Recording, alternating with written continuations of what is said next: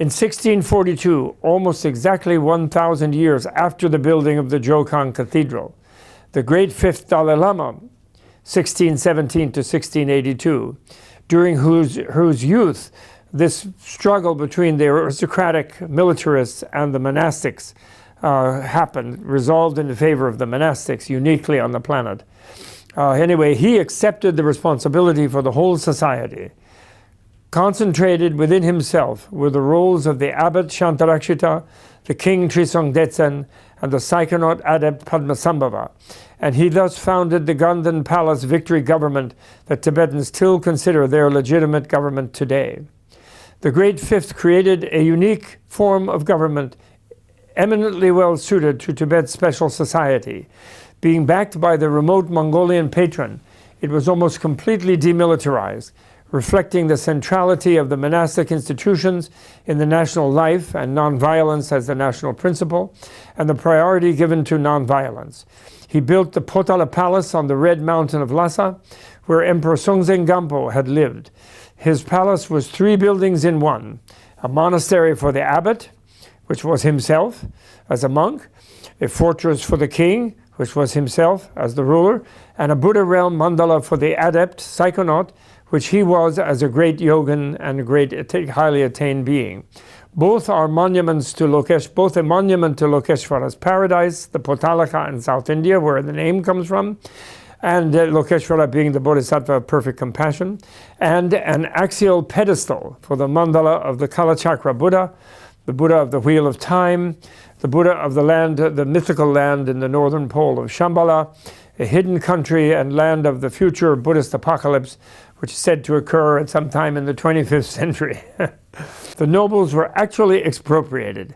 The Great Fifth reorganized the pattern of most land ownership by creating a bureaucracy in both national and local monasteries that registered the ownership of farmland, with the peasant households responsible for working it, and of livestock herds with nomad families who tended them, so that families and nomads became tax-paying householders, freeholders, called chalba, rather than serf-like employees of noble lords, who had previously been masters of whole regions.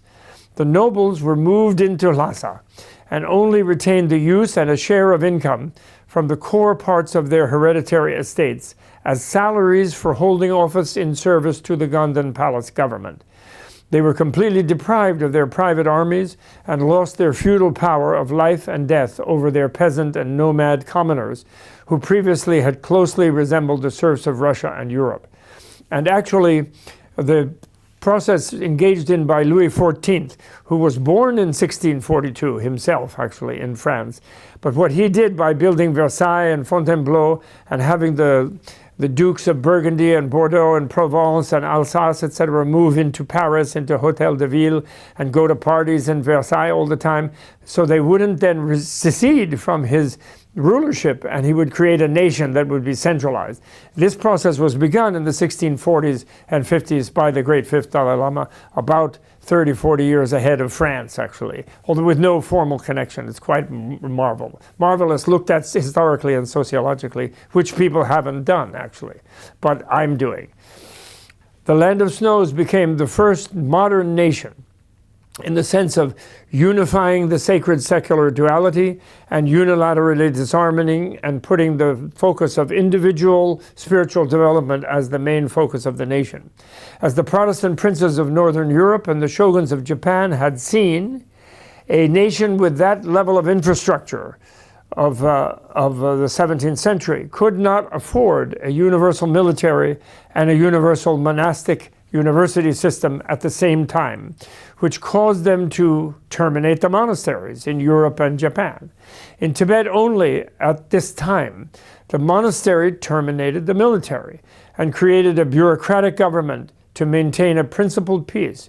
International security was to be attained by diplomacy and moral force, not by military prowess, although the military option sort of standing behind this demilitarized society had been outsourced to the Mongolian emperor who lived outside of Tibet, and therefore nobody could mess with Tibet and the diplomacy could work. So it wasn't perfect, but basically inside Tibet were demilitarized.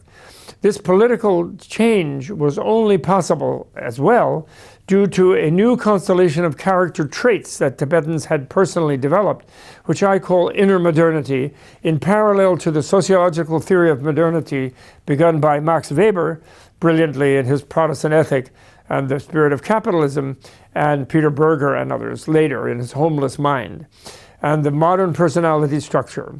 Well, but the outer modern and the inner modern are polar opposed, of course, in the case of Tibet and Europe or Japan.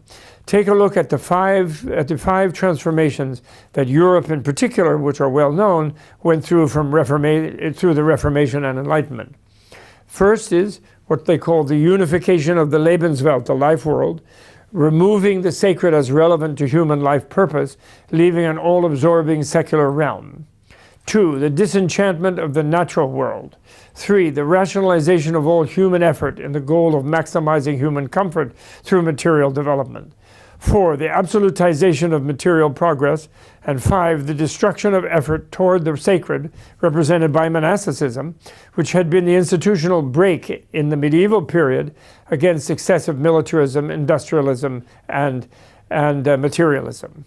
Each of these strands of the Western process of outer modernization corresponds to a strand in the process undergone by Tibet in its inner modernization, but there is the mirror image reversal due to the outer-inner difference.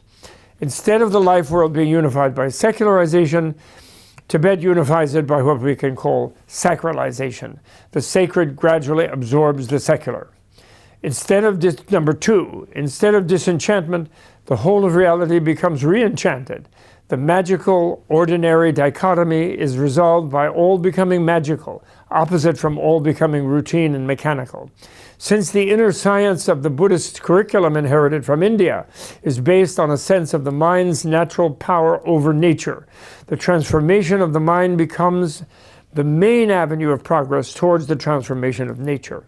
3, actions and goals are totally rationalized in Tibet, as they are in the West, but in Tibet the rational makes everything instrumental for the individual's attainment of evolutionary perfection in Buddhahood, perfect wisdom and complete compassion, rather than instrumental for industrial material production. 4, spiritual progress is the goal of absolute concern. The development of human perfection is industrialized, turning the whole of society into one vast school of enlightenment. I'm reminded of a time when a Lama teacher friend of mine, the great Tara Tulku, who taught a semester or two at Amherst College when I used to teach there, and he said to the students at one point, well, we had our factories too, like you have all your factories here in America, but our factories were people factories, and we produced enlightened people as best we could. Some of our product, quality control wasn't perfect, and not everybody made it, but they all made some kind of progress. And so that was our industrialization, and he just naturally did that without having read Max Weber.